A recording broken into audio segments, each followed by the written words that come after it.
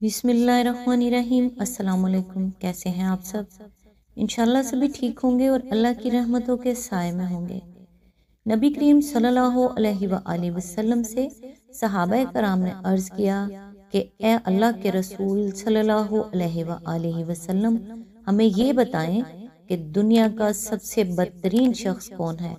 नबी करीम सल्लल्लाहु अलैहि वसल्लम ने फरमाया, दुनिया के बदतरीन लोग वो हैं जो मियाँ बीवी में जुदाई डालें और उनके दिलों में नफरतें पैदा करने के लिए वो बातें दोनों के कानों में डालें जो उन्होंने ना कही हो, क्योंकि मियाँ बीवी में जुदाई डालना और दोनों को एक दूसरे के खिलाफ उकसाना शैतान का पसंदीदा तरीन काम है और ऐसा काम करने वाले लोग भी शैतान के साथी हैं जिनका बुरा ठिकाना यानी जहन्नुम है। आज इंशाल्लाह सूरह हूद की आयत नंबर 41 से स्टार्ट करेंगे। आउज़ बिल्लाहि मिनश शैतानिर रजीम, बिस्मिल्लाहिर्रहमानिर्रहीम। नूह अलैहिस्सलाम ने कहा, सवार हो जाओ, इसमें अल्लाह ही के नाम से है, इसका चलना भी और उसका ठहरना भी। मेरा रब बड़ा गफूरुर रहीम है। इसकी तफसीर है, ये है मोमन की असली शान। वो आलम इसबाब में सारी तदाबीर कानून फितरत के मुताबिक उसी तरह इख्तियार करता है जिस तरह अहले दुनिया करते हैं, मगर इसका भरोसा उन तदबीरों पर नहीं बल्कि अल्लाह पर होता है और वो खूब समझता है कि इसकी कोई तदबीर ना तो ठीक शुरू हो सकती है, ना ठीक चल सकती है और ना आखिरी मतलूब तक पहुंच सकती है जब तक अल्लाह का फजल और उसका रहम करम शामिल हाल ना हो। आयत नंबर 42। कश्ती उन लोगों को लिए चली जा रही थी और एक एक मौज पहाड़ की तरह उठ रही थी। नूह अलैहिस्सलाम का बेटा दूर फासले पर था। नूह अलैहिस्सलाम ने पुकार कर कहा, बेटा हमारे साथ सवार हो जा, काफिरों के साथ न रह। आयत नंबर 43। उसने पलट कर जवाब दिया, मैं अभी एक पहाड़ पर चढ़ा जाता हूँ जो मुझे पानी से बचा लेगा। नूह अलैहिस्सलाम ने कहा, आज कोई चीज अल्लाह के हुक्म से बचाने वाली नहीं है सिवाय इसके कि अल्लाह ही किसी पर रहम फरमाए। इतने में एक मौज दोनों के दरमियान हायल हो गई और वो भी डूबने वालों में शामिल हो गया। आयत नंबर 44। हुक्म हुआ, ए जमीन अपना सारा पानी निगल जा और ए आसमान रुक जा। चुनाचा पानी जमीन में बैठ गया। फैसला चुका दिया गया। कश्ती जूदी पहाड़ पर टिक गई और कह दिया गया कि दूर हुई जालिमों की कौम। इसकी तफसीर है, जूदी पहाड़ कुर्दिस्तान के इलाके में जजीरा इब्न उमर के शुमाली मशरकी जानिब वाक़या है।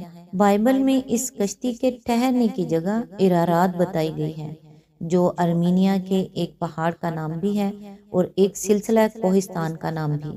सिलसिला कोहिस्तान के मायने में जिसको अरारात कहते हैं वो आर्मीनिया की सतह मुर्तफा से शुरू होकर जनूब में कुर्दिस्तान तक चलता है और जबल अल जूदी इसी सिलसिले का एक पहाड़ है जो आज भी जूदी ही के नाम से मशहूर है। कदीम तारीखों में कश्ती के ठहरने की यही जगह बताई गई है। चुनाचा मसीह से 250 बरस पहले बाबल के एक मजहबी पेशवा बेरोसिस ने पुरानी कलदानी रवायात की बिना पर अपने मुल्क की जो तारीख लिखी है उसमें वो कश्ती नूह के ठहरने का मकाम जूदी ही बताता है। अरस्तु का शागिर्द अबीडानियस भी अपनी तारीख में इसकी तस्दीक करता है। नेज वो अपने ज़माने का हाल बयान करता है कि इराक में बहुत से लोगों के पास इस कश्ती के टुकड़े महफूज हैं जिन्हें वो घोल घोल कर बीमारों को पिलाते हैं। ये तूफान जिसका जिक्र यहाँ किया गया है आलमगीर तूफान था या इस खास इलाके में आया था जहाँ हज़रत नूह अलैहिस्सलाम की कौम आबाद थी। ये एक ऐसा सवाल है जिसका फैसला आज तक नहीं हुआ। इसराइली रवायात की बिना पर आम ख्याल यही है कि ये तूफान तमाम रुए ज़मीन पर आया था। पैदाइश बाब 7 आयत 18 और 24। मगर कुरान में ये बात कहीं नहीं कही गई है। कुरान के इशारात से ये ज़रूर मालूम होता है कि बाद की इंसानी नस्लें उन्हीं लोगों की औलाद से हैं जो तूफान नूह से बचा लिए गए थे, लेकिन इससे ये लाजिम नहीं आता कि तूफान तमाम रुए ज़मीन पर आया हो, क्योंकि ये बात इस तरह भी सही हो सकती है کہ اس وقت تک بنی آدم کی آبادی اسی خطے تک محدود رہی ہو جہاں طوفان آیا تھا، اور طوفان کے بعد جو نسلیں پیدا ہوئی ہوں وہ بتدریج تمام دنیا میں پھیل گئی ہوں۔ اس نظریے کی تائید دو چیزوں سے ہوتی ہے، ایک یہ کہ دجلہ و فرات کی سرزمین میں تو ایک زبردست طوفان کا ثبوت تاریخی روایات سے، آثار قدیمہ سے اور طبقات الارض سے ملتا ہے، لیکن روئے زمین کے تمام خطوں میں ایسا کوئی ثبوت نہیں ملتا جس سے کسی عالمگیر طوفان کا یقین کیا جا سکے۔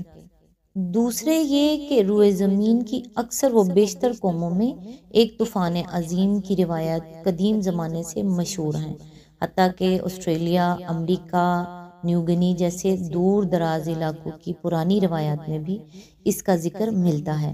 اس سے یہ نتیجہ نکالا جا سکتا ہے کہ کسی وقت ان سب قوموں کی آباء و اجداد ایک ہی خطے میں آباد ہوں گے جہاں یہ طوفان آیا تھا، اور پھر جب ان کی نسلیں زمین کے مختلف حصوں میں پھیلیں تو یہ روایات ان کے ساتھ گئیں۔ ملاحظہ ہو سورہ اعراف حاشیہ نمبر 47۔ آیت نمبر 45۔ نوح علیہ السلام نے اپنے رب کو پکارا، کہا اے رب، میرا بیٹا میرے گھر والوں میں سے ہے اور تیرا وعدہ سچا ہے اور تو سب حاکموں سے بڑا اور بہتر حاکم ہے۔ اس کی تفسیر ہے، یعنی تو نے وعدہ کیا تھا کہ میرے گھر والوں کو اس تباہی سے بچا لے گا، تو میرا بیٹا بھی میرے گھر والوں ہی میں سے ہے، لہٰذا اسے بھی بچا لے، یعنی تیرا فیصلہ آخری فیصلہ ہے جس کا کوئی اپیل نہیں، اور تو جو فیصلہ بھی کرتا ہے خالص علم اور کامل انصاف کے ساتھ کرتا ہے۔ آج تک کے لیے بس اتنا ہی، نیکسٹ انشاءاللہ آیت نمبر 46 سے سٹارٹ کریں گے۔ تب تک کے لیے دعاؤں میں یاد رکھیے گا۔ اللہ حافظ۔